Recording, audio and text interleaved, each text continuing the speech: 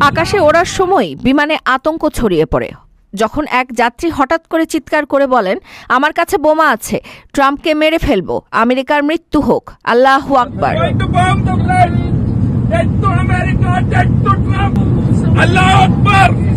তিনি টয়লেট থেকে বেরিয়েই চিৎকার করে এসব বলতে থাকেন। একসময় কেবিন ক্রুদের ধাক্কাও দেন। তাকে থামাতে কয়েকজন যাত্রী একযোগে এগিয়ে এসে তাকে শান্ত করে। এরই মধ্যে বিমানটি জরুরি ভিত্তিতে গ্লাসগো বিমানবন্দরে অবতরণ করে। ঘটনাটি ঘটে লন্ডনের লুটন থেকে গ্লাসগো অভিমুখে উড্ডয়নকারী ইজিজেটের ফ্লাইট EZY609 এর। বিমানবন্দরে পৌঁছেই স্কটল্যান্ড পুলিশ এসে 41 বছর বয়সী ওই ব্যক্তিকে গ্রেফতার করে।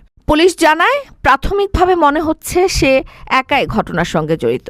তার ব্যাগে তল্লাশি চালিয়ে কোনো বিস্ফোরক পাওয়া যায়নি। জানা গেছে ওই ব্যক্তি ভারতীয় বংশোদ্ভূত এবং তার কাছে শরণার্থী পরিচয়পত্র ছিল।